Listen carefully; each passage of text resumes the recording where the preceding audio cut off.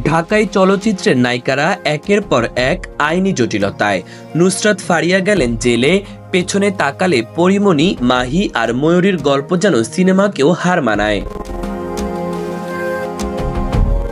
ঢালিউডের Glamour জগৎ যখন আলোয় ঝলমল, ঠিক তখনই বাস্তব জীবন যেন রূপালী পর্দার চেয়েও নাটকীয়। জনপ্রিয় নায়িকা নুসরাত ফারিয়া এখন হত্যাচেষ্টা মামলায় কারাগারে। 19 মে ঢাকার চিফ মেট্রোপলিটন ম্যাজিস্ট্রেট তাকে কারাগারে পাঠানোর নির্দেশ দেন। এই খবর ছড়াতেই সামাজিক মাধ্যমে যেন আগুন লেগে যায়। শুধু ফারিয়াই নন, তার এই ঘটনা ফের মনে করিয়ে দিয়েছে ঢাকাই সিনেমার আরও 3 আলোচিত অভিনেত্রী পরিমণি, মাহিয়া মাহি ও ময়ূরী, যারা ভিন্ন ভিন্ন সময়ে আইনি ঝামেলায় জড়িয়ে পড়ে শিরোনামে এসেছিলেন। পরিমণি, যার ব্যক্তিজীবন বরাবরই ছিল আলোচনার কেন্দ্রে, 2021 সালের আগস্টে বনানীর বাসা থেকে র্যাবের হাতে গ্রেপ্তার হন। মাদক মামলায় 27 দিন কারাগারে ছিলেন তিনি।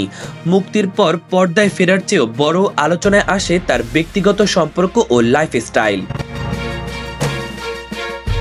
মাহিয়া মাহি গাজীপুর মেট্রোপলিটন পুলিশের বিরুদ্ধে ফেসবুক লাইভে দুর্নীতির অভিযোগ তোলার পর ডিজিটাল নিরাপত্তা আইনে মামলায় জড়ান। সৌদি আরব থেকে দেশে ফিরতেই বিমানবন্দর থেকে গ্রেপ্তার হন। 11 ঘন্টা পুলিশ হেফাজতের পর জামিনে মুক্তি পান তিনি।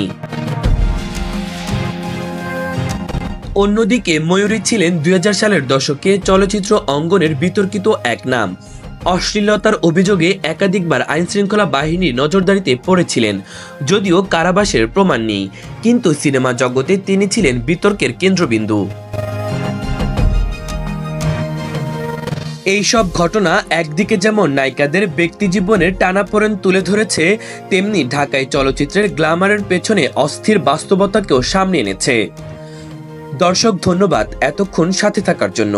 ভিডিওটি ভালো লাগলে চ্যানেলটি সাবস্ক্রাইব করে দিন পরবর্তী ভিডিওর জন্য। ইমন তারুণ্য বার্তা।